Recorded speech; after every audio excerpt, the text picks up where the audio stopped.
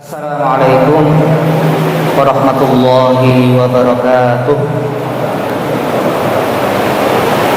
Alhamdulillahirabbil alamin wa bihi nasta'inu ala umuri dunya waddin wa la haula wa la quwwata illa billahil aliyyil azim wal 'aqibatu lil muttaqin wa la 'udwana illa 'alal zalimin wa asyhadu an la ilaha illallah wal haqqul mubin wa asyhadu anna Muhammadan abduhu wa rasuluhu alladzi ba'atsallahu rahmatan lil alamin.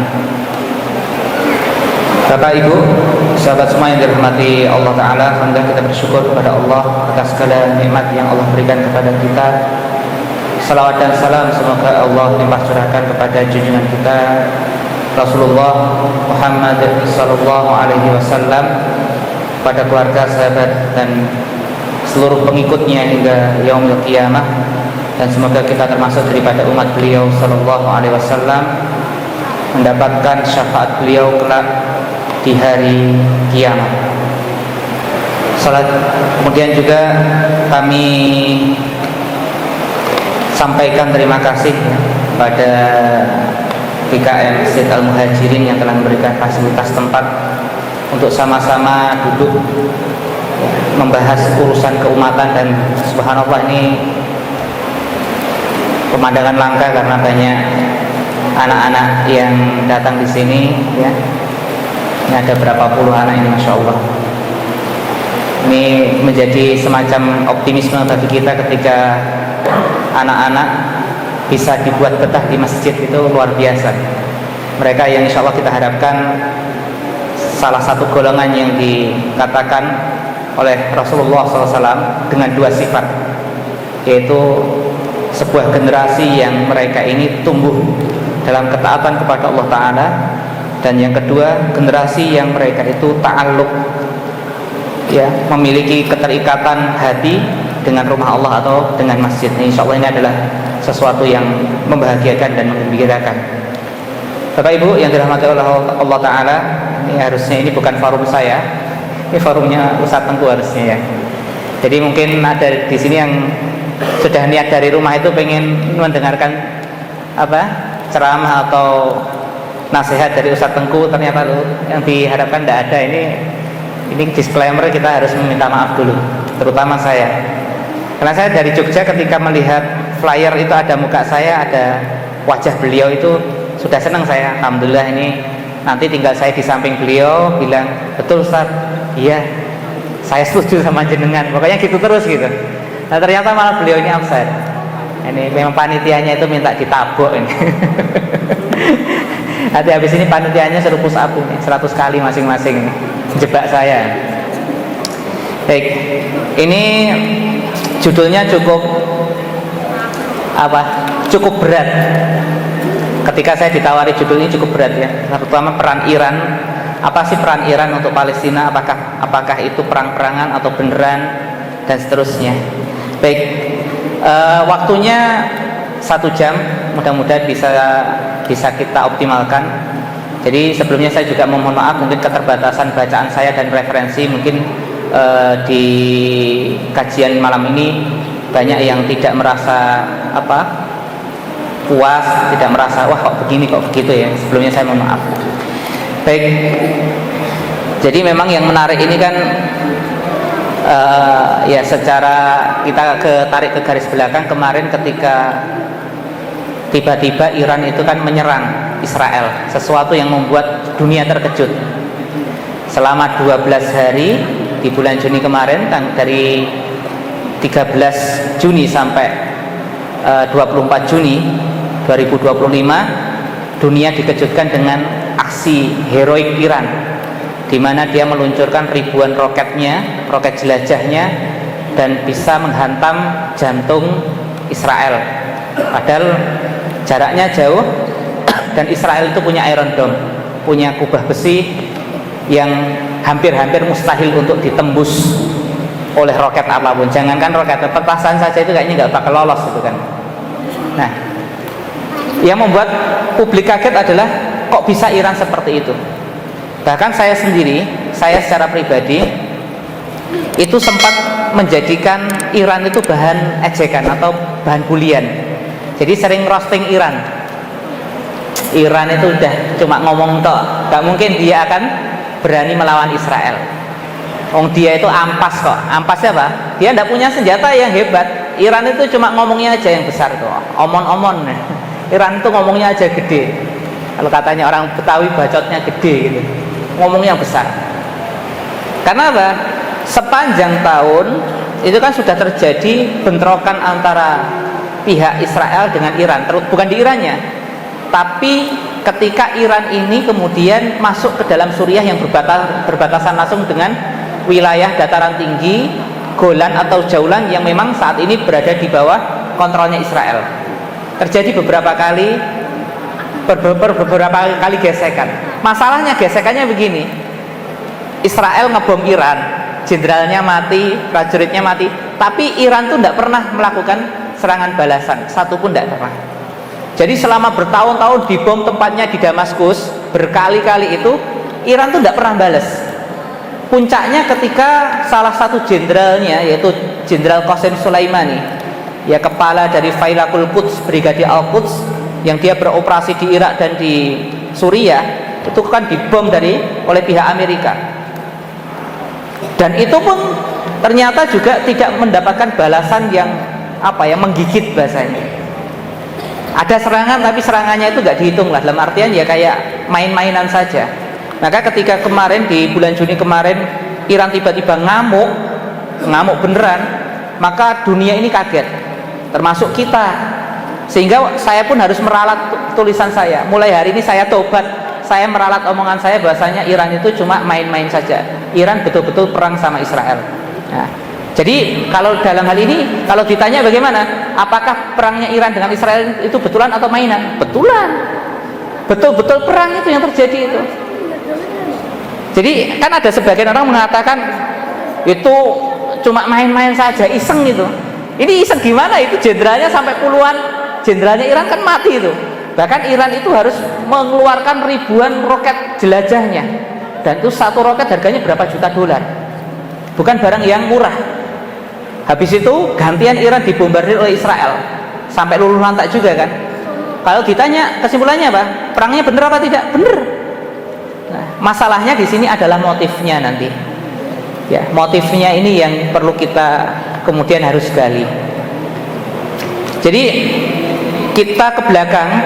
Jadi kan sekarang Iran ini kan Republik Iran ini, Jumhuriyah Islamiyah Iran ini kan, ini salah satu negara yang dia itu teokrasi yang menjadikan agama itu sebagai pusat perundang-undangan. Ya, undang-undangnya tentu saja dari kitab-kitab Syiah mereka.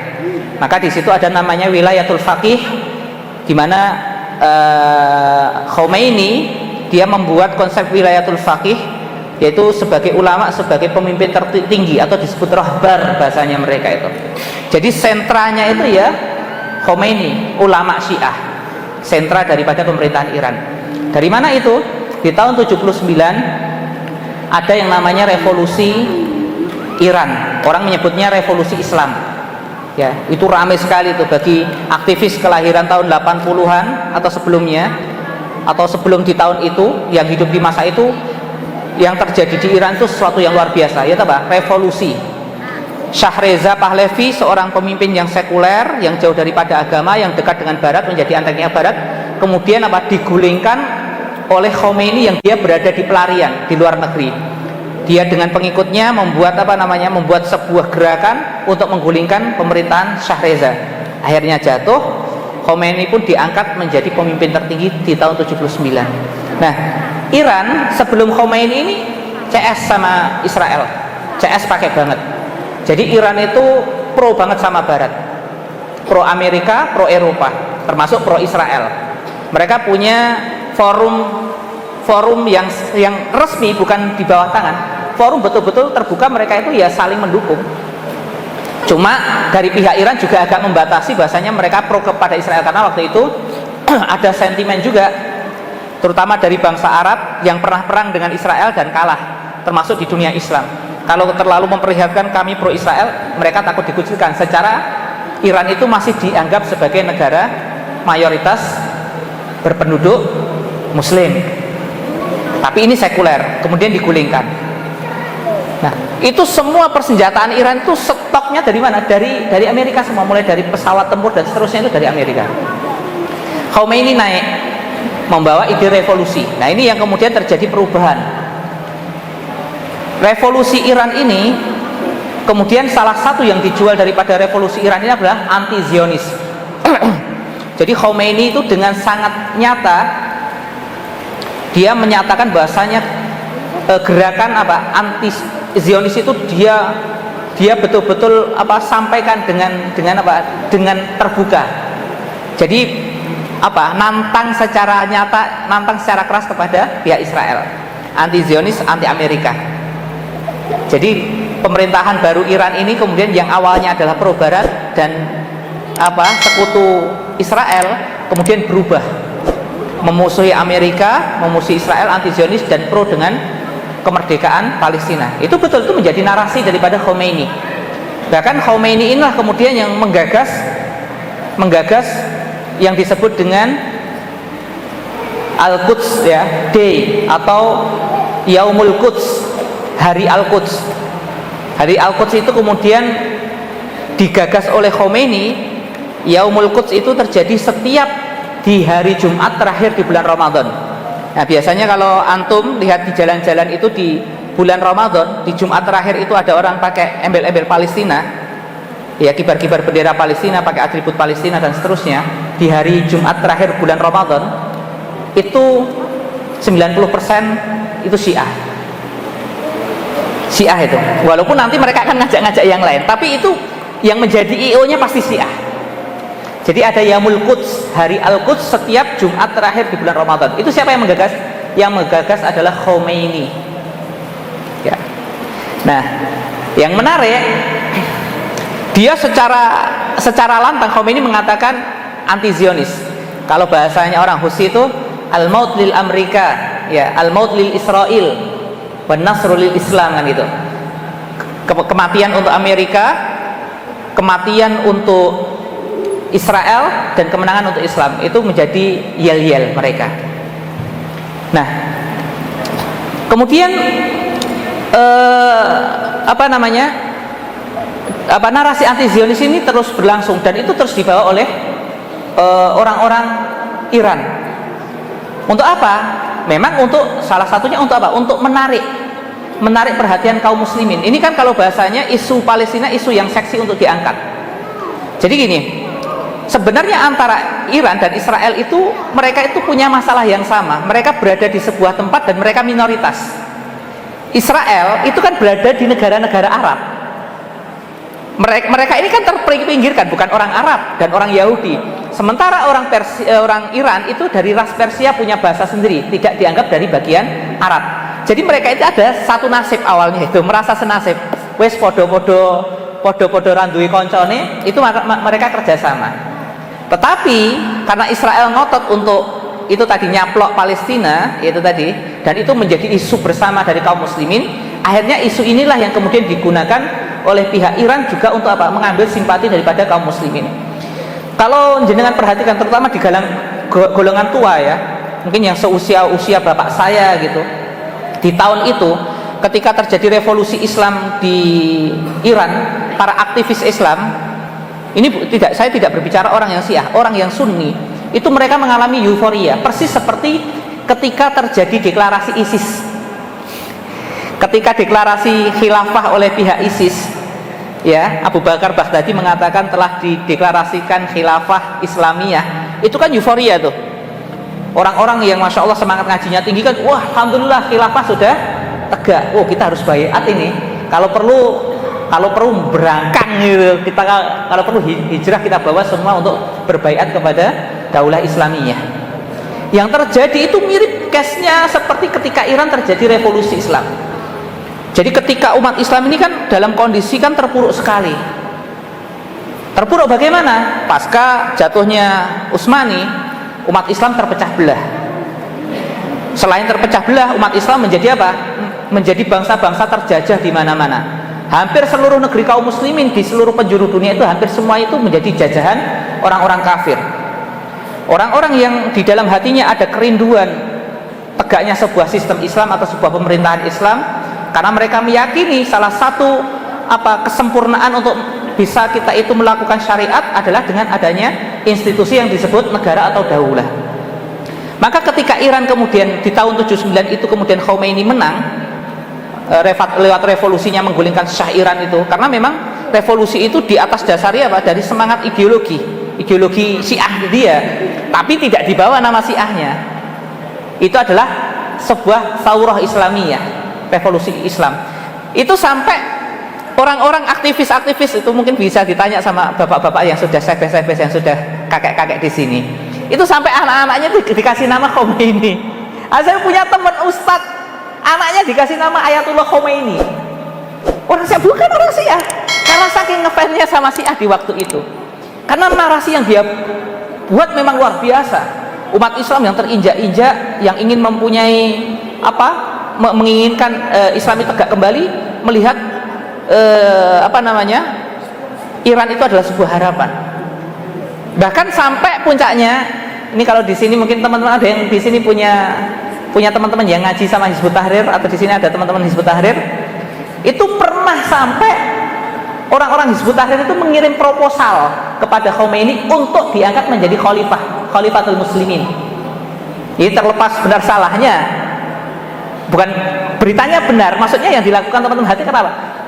Dari kerinduan ingin tegaknya kembali sebuah sistem Islam, itu pernah diberikan proposal agar Khomeini itu mau dibaiat menjadi khalifah kaum muslimin.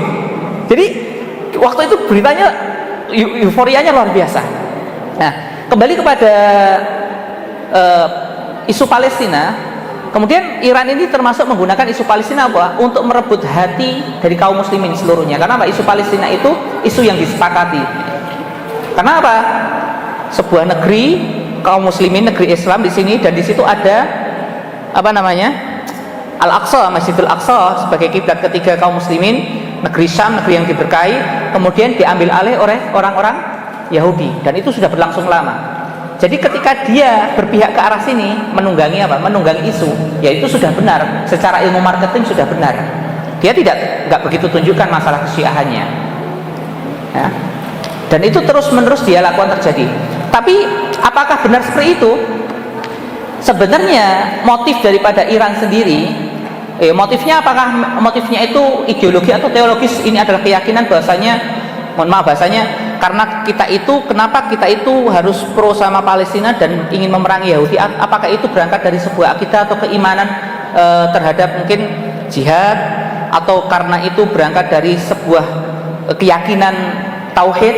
Nah, itu masalahnya. Motivasinya bukan ke situ. Jadi motivasi Iran untuk kemudian memerangi Yahudi atau kemudian membela Palestina itu bukan karena motif tauhid atau motif ideologis. Kalau meranginya benar, tapi di sisi lain mereka itu juga masih bermain di bawah meja. Jadi di tahun setelah 79 itu terjadi perang Irak-Iran. Tahun 82 itu Saddam Hussein ya, presidennya Irak itu kan itu bengis sekali kan. Itu membuat gara-gara ingin menyerang Iran. Dengan aliansinya Amerika, kemudian Arab Saudi, Kuwait, dan negara Barat, ini Irak ini ingin nyaplok Iran, ya. Dan ini perang lama sekali, ingin nyaplok Iran. Terjadilah perang Irak-Iran, dan itu jumlah korban dari Iran, antum tahu itu hampir 1 juta. Disinyalir 1 juta jiwa orang Iran itu dibantai sama Saddam Hussein, termasuk dengan senjata kimia. Ini kalau kita tarik sejarahnya, kenapa orang Syiah sampai segitunya sama Ahlus Sunnah, memang ada sejarah dendamnya, itu juga luar biasa. Saddam Hussein dia memang berideologi Baksi, Marxis kiri, tapi dia secara teologis dia mencitrakan dirinya sebagai seorang Sunni. Dan waktu itu gila yang dilakukan Saddam Hussein terhadap Iran, gila. Perang Irak-Iran itu bayangkan, termasuk dengan bom kimia itu digunakan oleh Saddam Hussein, dan di waktu itu jumlah korban sampai 1 juta jiwa. Itu kan perang yang sangat besar. Nah, yang menarik akhirnya karena terdesak Iran ini, nanti ada dokumentasinya namanya Iran Contra. Itu mereka melakukan jual beli senjata dengan Israel di masa Khomeini ya. Di di masa Khomeini itu yang mereka itu mengatakan al-maut lil Israel gitu kan. Al-maut lil Israel ya, kematian untuk Israel. Itu ketika di khalayak dia berteriak, tapi di bawah meja viral gitu. Jadi transaksi senjata itu ada. Transaksi senjata ada. Jadi memang menarik akhirnya ya. Jadi kalau kita cerita sejarahnya memang seperti itu.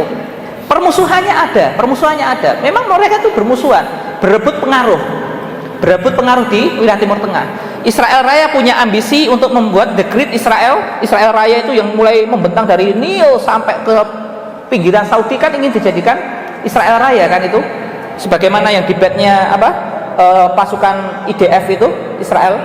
Sementara Iran itu juga punya mimpi untuk mengembalikan kejayaan Persia yang dikatakan bulan sabit Syiah itu, yang itu menjadi proyek prestisius daripada Iran. Jadi Iran punya kepentingan secara geopolitik untuk juga menguasai kawasan Mediterania atau Laut Timur Tengah, dan itu yang juga dilakukan Israel. Jadi ini persaingan geopolitiknya di situ. Jadi sebenarnya bukan ideologi ada, tapi itu kecil. Akhirnya ideologi itu cuma dijadikan bahan pemanis saja, seakan-akan yaitu tadi kita bermusuhan secara tauhid, padahal enggak, secara kepentingan. Makanya yang menarik ketika terjadi serangan kemarin, serangan Iran ke Israel itu yang perang 12 hari, ketika seluruh umat manusia dibuat takjub, wah kok gagah tenan Iran berani gitu. Antum lihat, itu tidak ada satupun statement dari Iran serangan 12 hari itu yang di situ ada narasi bahwasanya untuk pembelaan Gaza atau Palestina, tidak ada sama sekali. Kenapa itu serangan itu terjadi? Karena apa? Karena kepentingan Iran berupa reaktor nuklir, termasuk jenderal-jenderalnya kan dihabisi sama Israel.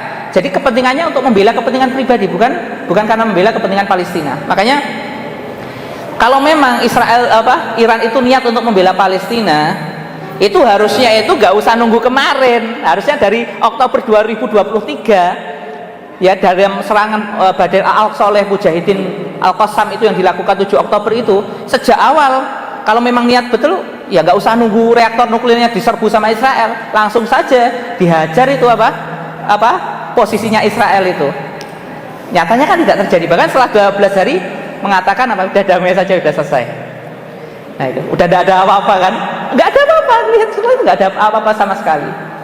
Jadi di sini bukan masalahnya perang-perangan atau tidak, tapi motif.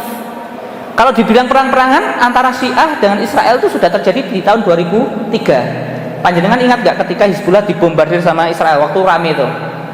Waktu itu masih ingat lagunya siapa? We Will Not Go Down itu lah, Gaza Tonight. Nah itu pas rame-ramenya Gaza Tonight itu kan salah satunya itu waktu perang Libanon Israel itu kan di tahun 2003 itu kan perang yang sangat besar, ratusan tentara Israel itu mati melalui diserbu oleh orang-orang Hizbullah Libanon. Jadi bukan perang-perangan ya, perangnya betul-betul terjadi, tapi masalahnya motif. Nah motif ya. Jadi kalau kesimpulannya ikhwah, yaitu tadi memang yang jadi masalah ketika rudal Iran ini menggentarkan Tel Aviv. Ternyata rudal Iran bukan hanya menggentarkan Tel Aviv, tapi juga menggentarkan banyak dari patah hati kaum muslimin, terutama Ahlus Sunnah. Mereka yang melihat orang-orang Syiah ini lebih berani, bukan? Akhirnya jenengan sudah lihat kan di media sosial, itu ternyata pahlawannya adalah Syiah kan, superhero-nya Syiah. Itu orang raja-rajanya Sunni, presidennya Sunni, banci semua itu. Mana Saudi, mana Kuwait, mana Qatar, mana Yordania, banci semua. Kita nggak bisa jawab toh, nggak bisa jawab kita. Ketika orang Iran tertawa-tertawa, nih mana penguasa kalian, kita nggak bisa jawab. Coba kalau kemarin kira-kira kalau SMK bisa dikirim ke Gaza itu kan lumayan itu, bisa membuat mobil siluman kan di sana itu buat mujahidin di sana. Paling tidak kita bisa mengatakan ini dari negeri Sunni nih kirim mobil SMK, mobil model siluman gitu. Ini masalahnya beratnya di situ. Jadi narasi kita kalahnya sekarang jadi superhero adalah Iran. Tetapi sebenarnya ya itu tidak merubah sama sekali urusan akidah, ya jelas perbedaan. Maka ya kita harus kasih tahu, apakah, kalau saya pribadi, apakah Anda mendukung serangan Iran ke Israel? Ya saya dukung. Jangankan Iran, Korea Utara itu kalau mau meluncurkan nuklirnya saja saya dukung. Hatta komunis pun saya dukung. Kalau untuk atau untuk membela kaum muslimin, siapapun orangnya kita dukung serangannya, bukan ideologinya. Tapi yang jadi masalah memang akhirnya apa? Ideologi sebagian orang ini bergeser. Paling tidak gini, dari sebagian ahlus sunnah yang mereka awam terhadap Syiah, mereka menjadi simpati terhadap Syiah. Padahal itu tadi, belum lama orang-orang Syiah ini sudah melakukan pembantaian yang tidak kurang sadisnya dengan orang Zionis, ya, yang terjadi di Suriah. Nah, ketika perang Lebanon sama Iran itu terjadi, dengan Israel terjadi, itu kan sempat umat Islam juga menjadikan Hasan Nasrullah, pemimpin Hizbullah ini, sebagai superhero kan. Gagah bener ini Hizbullah ini di tahun itu. Bahkan akhirnya ada Pak, upaya takrib, pendekatan antara mazhab Sunni dan mazhab Syiah. Ya wis lah, ora usah kere-keran, ora usah tukaran Sunni Syiah padha muslimi. Yes, padha karo, bahkan akhirnya apa? Ada yang disebut umat Islam itu mazhabnya itu sebenarnya bukan cuma 4 tapi 5. Itu apa? Mazhab Maliki, Hanafi, Syafi'i, mazhab Hambali. Yang kelima apa? Mazhab Ja'fari. Mazhab yang kelima adalah mazhab Imamiyah, mazhabnya Syiah. Wis podo muslimin. Padahal sudah dijelaskan ulama bahasanya antara kita dan mereka ini perbedaan kita bukan urusan furu' tapi sampai ke usul. Nah, banyak daripada kaum muslimin akhirnya tertipu. Wis lah ya, dan tertipu. Dan kita sebenarnya untuk membahas itu juga agak repot. Dalam artian gini, gimana ya? Ya bener, itu sudah bener. Karena apa? Iran ini jelas-jelas jenderalnya pada mati dan dia itu bisa menembus Iron Dome-nya Israel. Mau ngomong apa lagi gitu? Bahkan akhirnya saya sampai pantes, sebelum terjadi serangan Iran ke Israel itu Arab Saudi yang gualai setengah mati sama Iran. Teman-teman yang di sini ngaji sama Salafi pasti ngerti sekali kan, bagaimana kalau mereka yang sangat Saudi sekali bencinya sama Iran setengah mati. Ya. Iran Rafidhah, anaknya Mut'ah, kafir, bahkan dikafirkan, jelas dikafirkan, begini dan begitu. Orang Syiah itu begini begitu. Iya, iya kan? Sering kan kita mendengar Syiah itu kafir, Syiah itu sesat, Syiah itu bukan calon ulama ahlul bid'ah. Teman-teman yang biasa ngaji mungkin di pengajian Salafi itu sering mendengar. Dan itu narasi itu betul-betul lengket. Tapi yang aneh, beberapa hari sebelum serangan Iran ke Israel, itu delegasi Arab Saudi itu datang ke Iran. Saya baca Twitternya resmi dari Kemenlu. Itu mengatakan begini. Asy-Syaqiqah. Jadi Iran itu disebut oleh Kementerian Luar Negeri Saudi disebut Asy-Syaqiqah. Syaqiqah apa? Saudara kandung. Saudara sebapak seibu, entah bapaknya beda, ibunya beda atau bagaimana. Tapi disebut itu Al-Jumhuriyah Al-Islamiyah. Jadi disebut dengan sebutan yang baik-baik oleh orang Saudi itu. Ya. Saya bilang, oh kelihatannya itu memang intelijennya Saudi juga ngerti ini kalau Iran itu punya senjata yang mengerikan. Jangan bayangkan, Iran ini kan diembargo oleh dunia, itu diembargo oleh Amerika, diembargo, diboikot secara ekonomi. Tapi segila itu mereka apa? Bisa melakukan pengembangan senjata. Itu kan jaraknya ribuan kilometer itu, dan itu bisa menembus Iron Dome-nya Israel. Itu kan luar biasa itu perkembangannya. Sampai saya juga geleng-geleng. Wah, pantesan. Ini kalau Iran niat betul untuk menghantam Mekah sama Madinah, nggak pakai lama ini selesai Saudi selesai. Kalau serangan yang dilakukan Iran kepada Israel itu dilakukan pada Saudi, selesai itu Mekah dan Madinah. Nah, itu kemudian inilah geopolitik, Bapak Ibu. Jadi kadang kita kalau mikir politik seakan-akan urusan akidah ya udah hitam putih. Kalau nggak iman ya kafir. Tapi setelah kesini, loh, kok kebijakannya jadi seperti itu ya? Itulah politik itu dinamis. Kalau orang mengatakan dinamis, kadang ya munafik itu aja. Apalagi dalam geopolitik. Itu tadi Iran teriak-teriak, kami anti Israel, dan mereka transaksi senjata di bawah meja. Ini terjadi. Nah, baik. Kemudian kesimpulannya ya, serangan Iran itu nyata, mereka asli perang, tapi motifnya yang berbeda. Motifnya itu bukan karena urusan pembelaan terhadap Palestina, tidak, tapi motif geopolitik, itu kepentingan untuk Iran sendiri. Itu yang harus dicatat. Jadi apa? Ya, Palestina itu adalah sebuah alat untuk marketing, alat untuk dijual itu mudah bagi negara-negara Arab, itu paling mudah sudah. Dan Iran itu tahu rahasia itu.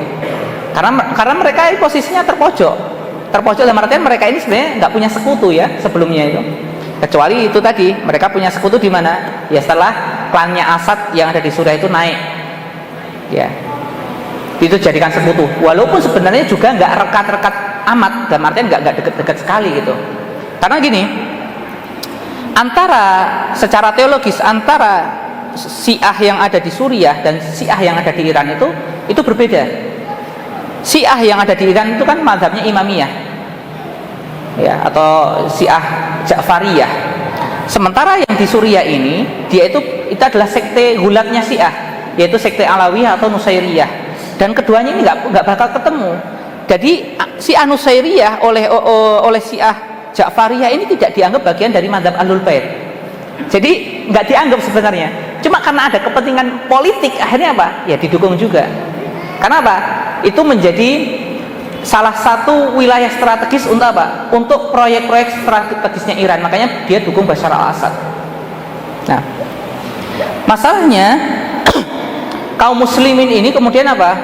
Kaum muslimin ini cepat lupa ketika Iran kemarin membombardir Israel. Sebagian mereka akhirnya melakukan apa? Puji-pujian terhadap Iran, bahasanya Iran superhero dan seterusnya. Ini masalah besarnya, dan mereka melupakan kejahatan Iran yang mereka lakukan di Suriah. 2011 terjadi pergolakan di Suriah.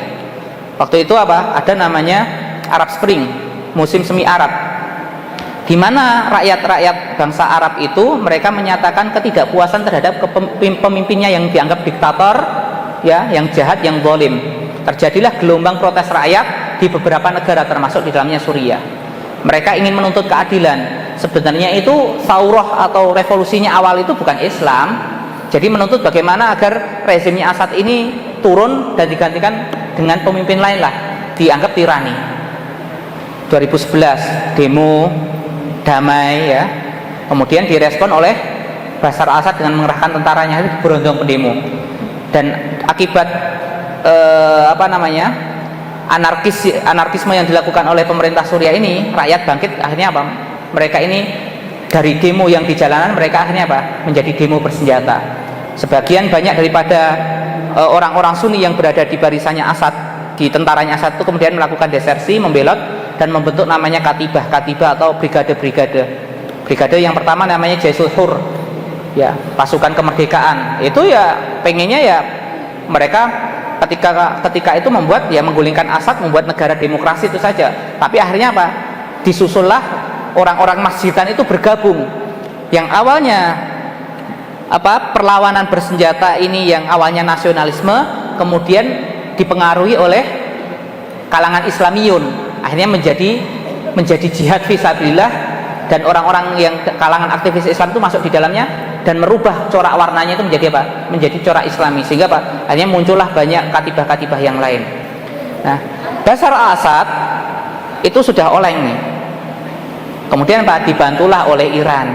Iran punya kepentingan karena Bashar al-Assad ini termasuk penyangga Iran di wilayah kawasan Timur Tengah. Selain Irak, masuklah milisi Iran, termasuk garda revolusinya, masuklah milisi Hizbullah Lebanon, masuk semua ke Suriah, milisi dari Irak, milisi dari Afghanistan, dan mereka bertempur di satu parit dengan tentaranya Bashar al-Assad. 2011 dimulai pembantaian sampai akhirnya apa? Kurang lebih 1 juta jiwa Ahlus Sunnah di Suriah itu meregang nyawa. Dan yang mereka lakukan terhadap Ahlus Sunnah nggak kurang kejinya dengan apa yang dilakukan oleh orang Zionis terhadap Palestina. Orang-orang Hizbullah Lebanon itu jejak video-video kekejaman mereka masih ada, itu yang mereka menyembelih anak-anak itu masih ada, anak-anak Sunni disembelih itu masih ada. Kemudian Bashar al-Assad melakukan pemboman bom kimia di Damaskus dengan jumlah ribuan anak yang syahid itu juga masih ada. Nah, masalahnya itu tadi, kaum muslimin cepat lupa. Jadi sekali lagi propaganda Iran tentang Palestina ini ya sebenarnya itu aja, politis saja. Ya, walaupun itu kalaupun mereka akhirnya berperang ya kita bersyukur aja, alhamdulillah berperang gitu.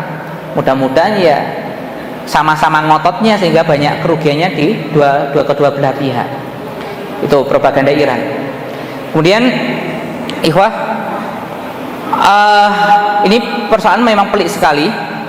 Jadi selain Iran kemudian melakukan propaganda jadi mencitrakan diri sebagai pembela Palestina, dia memang melakukan punya namanya proksi, tanaman itu bahasanya menjadi boneka lah dalam tanda kutip ya. Kalau di Lebanon itu punya Hizbullah, di Palestina juga ada, yaitu dari Jihad Islam yang sekarang itu punya sayap militer yang disebut Saray al-Quds. Saray al-Quds itu proksinya Iran. Dia Sunni apa Syiah? Sunni. Saray al-Quds itu Sunni.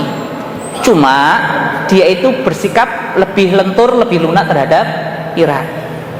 Jadi kan ada sebagian orang Ahlus Sunnah ini memang menganggap ya orang-orang Syiah ini ya saudara. Ya, ada enggak? Di Solo ada enggak? Kayaknya di Solo juga ada itu. Nah, tapi gini, bedakan. Ketika anggap saya Sunni, menganggap adalah seorang Syiah itu sebagai saudara saya, apakah kemudian saya kemudian bisa dituduh sebagai Syiah? Tidak. Sikap saya salah benar. Saya menganggap orang Syiah yang telah melakukan banyak kesalahan secara usul sebagai saudara kita rangkul itu salah. Tapi kemudian menuduh saya itu sebagai Syiah itu tentu saja keliru. Dan itu yang kemarin dihadapi oleh Husain Gaza. Kan ramai itu Husain Gaza itu. Yang ngikuti kan? Husain Gaza. Anak juga ngamuk waktu itu. Husain Gaza tiba-tiba datang ke Lebanon, takziah di pemakamannya Hasan Nasrullah, ya, laknatullah alaihi, semoga Allah melaknatnya. Husain Gaza ketika di pemakamannya Hasan Nasrullah itu dia nggak sekedar takziah, nggak sekedar meripot berita, kemudian dia melakukan sanjungan, mengatakan Hasan Nasrullah sebagai as-syahid. Nah, wah, saya sebagai orang yang pernah di Suriah dan tahu kekejamannya mereka itu ya panas juga. Kurang ajar nih orang, saya bilang dah. Akhirnya saya sempat buat video tanggapan. Nggak seperti itu caranya Mas, saya bilang. Ente bela Palestina kemudian ente memuji-muji pembantai Ahlus Sunnah Suriah itu adalah sebuah kesalahan. Akhirnya kan sempat ramai kan di media itu, wow Husain Gaza Syiah ya. Tapi saya bilang bukan, dia bukan orang Syiah. Dia Sunni. Tapi dia itu pro dengan orang Syiah. Dan itu salah, dan itu harus diluruskan. Kemarin masih ngelas-ngelas, saya tidak tahu, mudah-mudahan sudah tobat ya. Saya sempat mengatakan, la farqu baina dima'il muslimin, tidak ada beda antara darah kaum muslimin. Laisat dima'u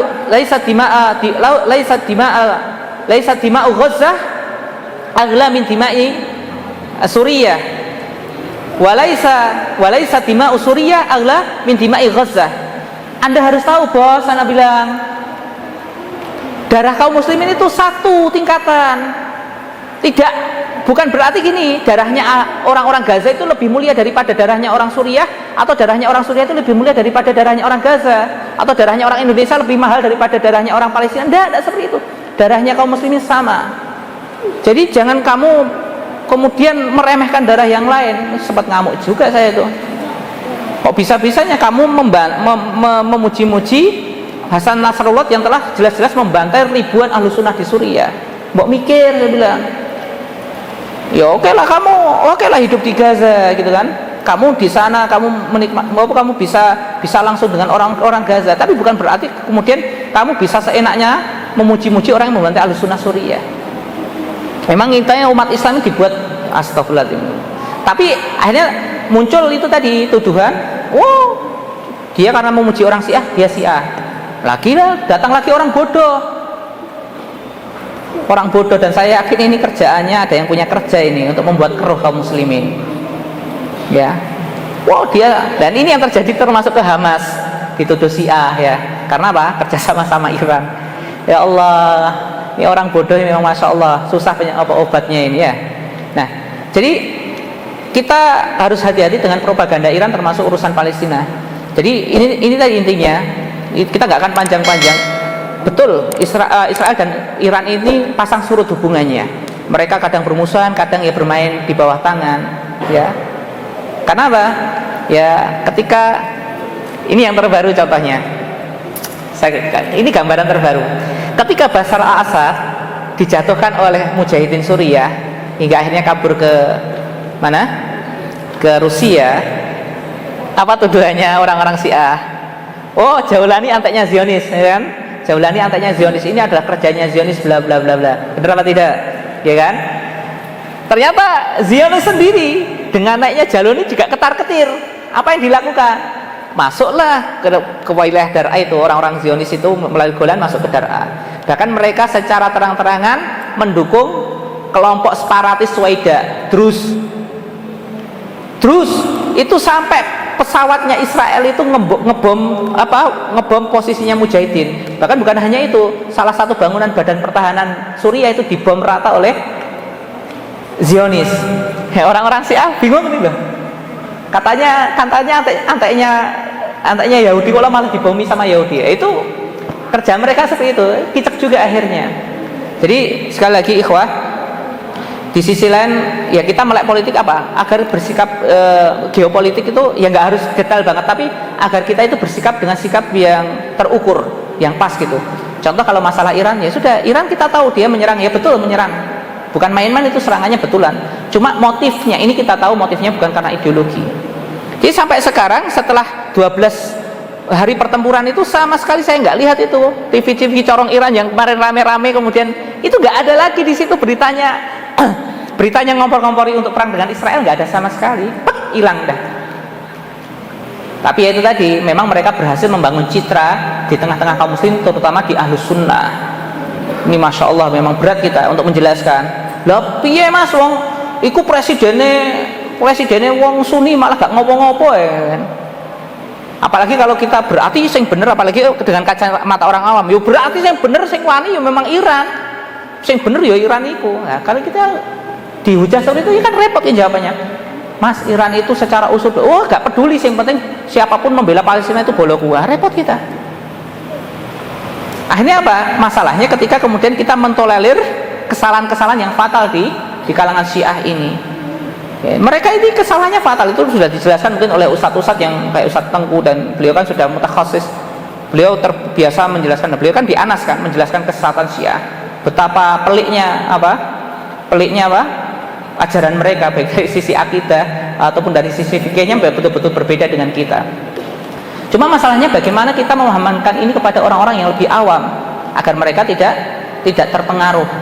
Itu masya Allah saya melihat kayak di Facebook itu luar biasa. Sebagian orang ngaji itu akhirnya apa? Condong kepada Iran, gitu. Kalau saya mengatakan ya saya pro dengan Iran, apa? Bukan pro pada Irannya, pro pada serangannya, itu saja cukup bagi saya, ya selesai.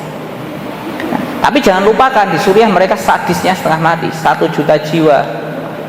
Ahlus Sunnah itu dibantai. Belum lagi yang mereka berkoalisi dengan Amerika, yang selama ini mereka kutuk-kutuk al-mautulil Amerika. Mereka kutuk di Irak itu, mereka kerjasama antara rezim Syiah Safawi dengan Amerika. Dibantai saudara kita di Irak berapa? 1,5 juta jiwa. Di Irak itu 1,5 juta jiwa saudara kita terbantai di perang Irak itu. Mereka kan nggak peduli yang begini. Ini harus kita sampaikan kepada mereka. Ya. Jadi, tapi kalau sekarang saya ingin lebih fokus bagaimana kita berbicara Gaza sebenarnya. Kalau Iran, insya Allah saya kira jamaah masjid ini udah ngeh gitu ya dengan propaganda mereka. Tapi hari ini bagaimana kita terus berbicara tentang Gaza yang masya Allah kondisinya sudah semakin berat ya, dengan kondisi yang tidak tertanggungkan, ini sudah luar biasa kita lihat itu. Ini closingnya saya ingin berbicara Gaza sedikit. Ini kan sampai kemarin ada seorang syekh ditanya, bukan seorang syekh sebenarnya, lebih kepada unek-unek ya. Orang Gaza ini di salah satu sosial medianya mereka mengatakan, "Aftina ya syekh, berikan fatwa kepada kami wahai syekh. Mal hukmu aklul kalb? Apa hukumnya makan anjing? Apa hukumnya makan daging anjing? Dan kami dalam keadaan lapar." Kalau secara fikih kan Ya jelas boleh dalam keadaan darurat, udah mau mati, mau makan anjing, mau makan kodok, makan babi, apapun yang haram-haram itu selama bisa mempertahankan hidup sebenarnya ya halal gitu, dihalalkan untuk sementara. Ya Syekh, apa hukumnya kami memakan anjing yang di jalanan, kami sembelih, kami potong-potong, terus kami berikan untuk anak dan istri kami. Wa nut'imu azwajana wa auladana, dan kami berikan makan potongan anjing itu untuk istri kami dan anak-anak kami. Bolehkah enggak Syekh? Itu pertanyaannya. Padahal faktanya tidak seperti itu. Apakah orang Gaza makan anjing? Enggak ada makan anjing. Yang ada, kalau jenengan lihat berita, orang Gaza dibom blem sama Israel, boom, kemudian dagingnya tercacar-cacar, nggak bisa dievakuasi, datang anjing-anjing di jalan Gaza, dimakanlah itu remahan-remahan dagingnya orang Gaza itu. Jadi bukan orang Gaza makan anjing, tapi anjingnya Gaza makan orang-orang yang di situ yang kena bom, yang nggak bisa dievakuasi. Itu kondisi sekarang. Bahkan kemarin ya satu anak yang ana ju'an itu ya, saya lapar, kasih saya makan. Ya, si Abdullah atau siapa yang 5 tahun itu, akhirnya bisa dikeluarkan dan dia akhirnya mood kemarin mati. Saya lapar, wahai dunia kasih saya makan, mati. Nah ini sekarang menjadi fokus kita, bagaimana kita terus bisa menyuarakan Gaza. Subhanallah, ini urusan memang berat sekali, urusan kaum muslimin ini berat sekali. Dan kita lihat, kalau melihat itu, saya melihat di Gaza itu belum pernah saya dapatkan di apa namanya, waktu di Suriah itu ya saya pernah kelaparan dengan teman-teman. Ada pernah di Suriah itu sampai seperti itu, di Gautoh itu. Tapi yang saya pernah betul-betul dapatkan apa yang menimpa anak-anak Gaza itu waktu saya di Yaman, di Ma'rib itu, 1 bulan di Yaman itu anak-anak terkapar, anak-anak kecil itu tinggal tulang berbalut kulit, itu memang ngenesnya setengah mati. Jadi saya beberapa kali lihat di video, tapi begitu lihat betulan di depan mata itu nge-freeze saya. Anak itu nge-freeze Bapak Ibu. Jadi ketika di Yaman melihat anak-anak tergeletak dalam kondisi bainal haya wal maut, bainal haya wal maut, antara hidup dan mati itu saya sampai nge-freeze. Padahal saya sudah biasa lihat, maksudnya lihat berdarah-darah bisa. Biasa dalam artian saya pernah melihat itu, sampai saya melihat anak kecil mati dengan kondisi otaknya berhamburan kena roket itu di hadapan mata saya pernah lihat. Itu saya gemeteran betul. Tapi waktu di Yaman saya tuh nge-freeze. Jadi sampai beku gini melihat anak-anak berjejer-jejer kayak pindang itu loh. Jadi dalam kondisi tulang berbalut kulit, dan itu yang terjadi di Gaza. Dan itu jumlahnya berapa? Puluhan ribu. Dan jumlah yang terkena malnutrisi di Gaza itu berdasarkan data terbaru itu 700.000. Sepertiga penduduk Gaza terkena malnutrisi, dan ratusan anak sudah meninggal karena malnutrisi. Ini yang harus kita pikirkan betul-betul saat ini. Ini menjadi fokus kita betul ini, urusan Gaza ini, Masya Allah. Kalau bahasanya la tamilla walau kunta wahdak, jangan pernah bosan berbicara Gaza walaupun orang-orang sudah nggak mau ngomong lagi, walaupun kamu sendirian yang ngomong, ayo ngomong masalah Gaza ini. Kita harus berikan terus suara kita untuk Gaza. Nah, termasuk bocah-bocah begini tuh, sesekali walaupun kelihatannya sadis, lo deloken dulur-dulurmu nih Gaza itu mati dalam keadaan kelaparan, ngelane nak mangan aja mubadir, dihabiskan. Harus kasih tahu mereka, dididik dari kecil. Ayo diajak, dibantu nih, uang jajanmu sebagian kasih teman-temanmu di sana. Kemudian hadirin, mungkin yang bisa kami sampaikan tidak banyak materi, tapi secara garis besar itu sebenarnya materi nanti ada sebuah buku yang jenengan kalau ada di sini, ini ada ini persekutuan Israel dan Iran. Ini dari pakarnya Israel, pakarnya Iran ya, orang kelahiran Iran, doktor, memang studi tentang Iran. Itu di situ banyak beliau membuka dokumen-dokumen dari dokumen-dokumen yang kredibel, bahwasanya antara Israel dan Iran itu ya ada main mata gitu intinya. Mereka musuhan tapi juga bermain mata. Kemudian dan mungkin satu lagi pesan yang ingin saya teruskan dari penduduk Gaza terhadap kita semua yang di sini, pesan yang terus saya ulang-ulang ini, karena ini betul-betul kalau saya itu sampai kayak kena mental bahasanya. Jadi itu pesannya sama, dan itu disampaikan beberapa orang berbeda. Pesannya sama isinya. Ada orang tua, kakek-kakek, ada nenek-nenek. Ada beberapa orang berbeda. Jadi mereka sambil dalam kondisi berat itu mereka berteriak menyeru ini, ya Rasulullah la tashfa' lahum fa innahum khaddaluna wa tarakuna, alasna bi ummatika, alasna ummataka ya Rasulullah, alasna ummataka ya Rasulullah. Beliau sampai mengatakan, wahai Rasul, ini seruan bukan istighatsah, seruan curahan hati orang Gaza. Wahai Rasulullah, kelak jangan diberikan syafaat orang-orang itu semuanya. Orang-orang itu jangan engkau berikan syafaatmu wahai Rasul, karena mereka sudah meninggalkan kami, mereka menelantarkan kami. Bukankah kami ini juga umatmu? Bukankah kami ini adalah umatmu? Dan maksudnya bukankah kami adalah saudara mereka gitu? Bukankah kami saudara mereka? Kenapa mereka meninggalkan kami wahai Rasul? Nah, itu. Orang Palestina ini apa? Punya banyak saudara di Mesir ya, Yordania kan saudaranya Mesir. Saudaranya Palestina kan itu Mesir, Yordania. Tahu saudaranya itu seperti di Quran persis. Hum ikhwatu Yusuf. Mereka adalah saudaranya Yusuf. Ya, saudara tapi kayak saudaranya Yusuf. Ya. Jadi sama saudaranya sendiri apa? Dikuyo-kuyo akhirnya. Itu yang terjadi terhadap saudara-saudara kita di Palestina, dikuyo-kuyo. Demikian yang bisa kami sampaikan, mungkin nanti lebih kepada diskusi dan saya kembalikan kepada moderator. Barakallahu fikum.